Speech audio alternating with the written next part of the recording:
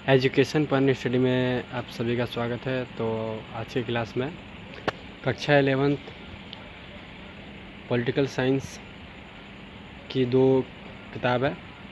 जो पहली किताब का नाम है भारत का संविधान। तो जो कक्षा 11th के 2025 और 26 के जो स्टूडेंट हैं, तो ये वीडियो उनके लिए है। जो दो पुस्तक है, तो पहली पुस्तक का नाम है भारत का संविधान। तो उस बुक में जो पहला अध्याय जो है सिलेबस के अकॉर्डिंग, पहला अध्याय जो है संविधान क्यों और कैसे, इस चैप्टर का जो है पहला पार्ट है ये। तो बेसिक्स मतलब कि चैप्टर के नाम से हम शुरू करते हैं। संविधान का मतलब क्या है? संविधान जो है वो दो शब्दों से मिलकर बना है, सभी प्लस धान, संविधान।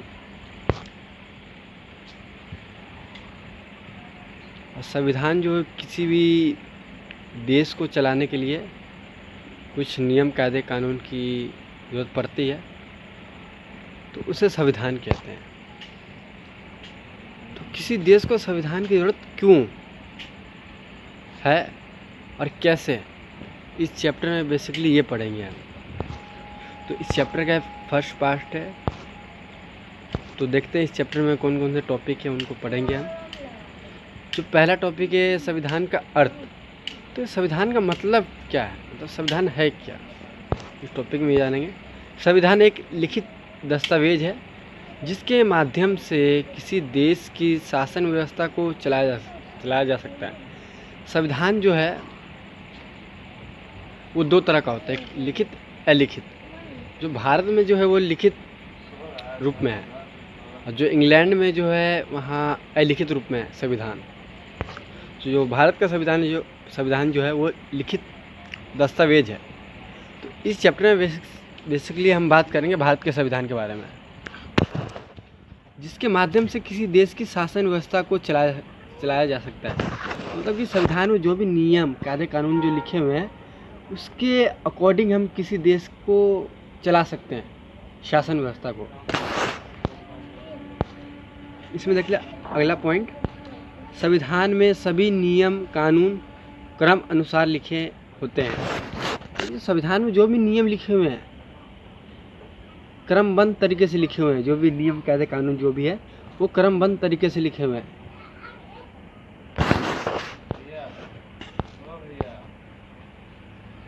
संविधान की आवश्यकता हमें क्यों है, ये एक टॉपिक है इस चैप्टर का।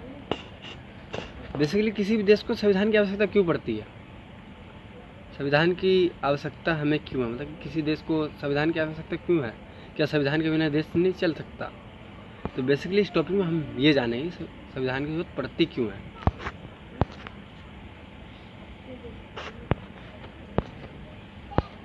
तो ऊपर हमने समझ लिया संविधान दो शब्दों से मिलकर बना है, संविधान सभी प्लस धान। और संविधान दो प्रकार का होता है, एक लिखित अलिखित। और संविधान किसे कहते हैं, किसी भी देश को चलाने के लिए किसी नियम कायदे कानून की आवश्यकता होती है, उसे संविधान कहते हैं। संविधान एक, भारत का जो संविधान है वो एक लिखित दस्तावेज है। तो नेक्स्ट टॉपिक का देखते हैं। पहला पॉइंट, संविधान लोगों के बीच में तालमेल बढ़ाता है। संविधान जो है वो लोगों के बीच में समन्वय या तालमेल बढ़ाता है।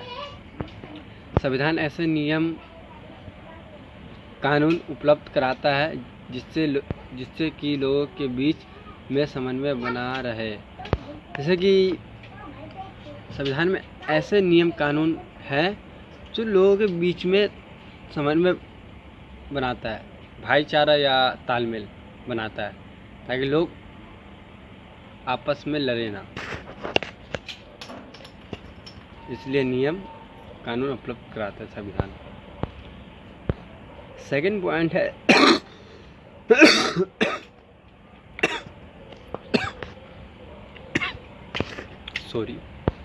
सेकंड पॉइंट है, संविधान ये तय करता है कि निर्णय लेने की शक्ति किसके पास होगी। संविधान में ये बताया गया कि निर्णय लेने की शक्ति किसके पास होगी। जैसे कोई कानून बन रहा है तो उस कानून के लिए निर्णय कौन ले सकता है, तो इस टॉपिक में बताया गया इसका तीसरा पॉइंट, संविधान सरकार की शक्तियों पर सीमाएं लगाता है। जैसे कोई सरकार है और उसकी शक्ति पर सीमा नहीं लगेगी या पाबंदी नहीं लगेगी तो मन मर्जी कुछ भी कर सकती है। तो इसीलिए किसी भी सरकार पर संविधान कुछ पाबंदी या सीमाएं लगाती है।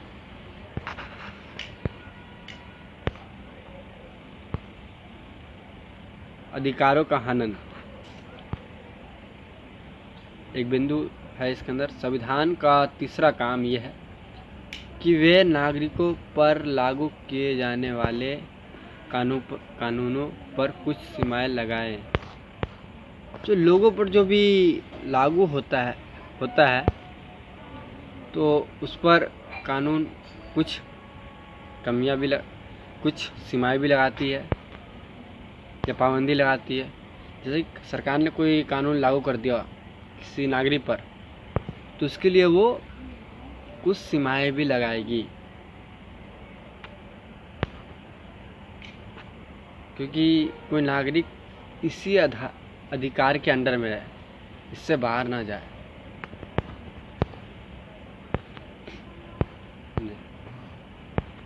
जैसे कि एग्जाम्पल के तौर पे, जैसे कि हमें बाहर जाने की आज़ादी है तो इसका ये मतलब है कि हम बाहर जाके हम कुछ भी कर सकते हैं। उसके भी कुछ दायरे हैं कि हम बाहर जाकर क्या क्या कर सकते हैं। तो कानून इस बात की सीमाएं लगाता है किसी भी नागरिक पर। चौथा पॉइंट है समाज की आकांक्षाएं और लक्ष्य को पूरा करना। जो संविधान जो है वो समाज की जो भी बुनियादी ढांचा या जो उनकी आकांक्षा है और लक्ष्य को पूरा करना। संविधान में बता रखा समाज किस तरह का होनी चाहिए, उनकी आकांक्षाएं क्या क्या है, उनका लक्ष्य पूरा कैसे होगा, ये बताया गया है संविधान में। संविधान का चौथा काम है कि वे सरकार को ऐसी क्षमता प्रदान करे जिससे वे जनता की आकांक्षाओं को पूरा कर सके और एक न्यायपूर्ण समाज की स्थापना कर सके। चौथा काम जो है इसका, सरकार को ऐसी क्षमता प्रदान करे जिससे वे जनता की आकांक्षाओं को पूरा कर सके।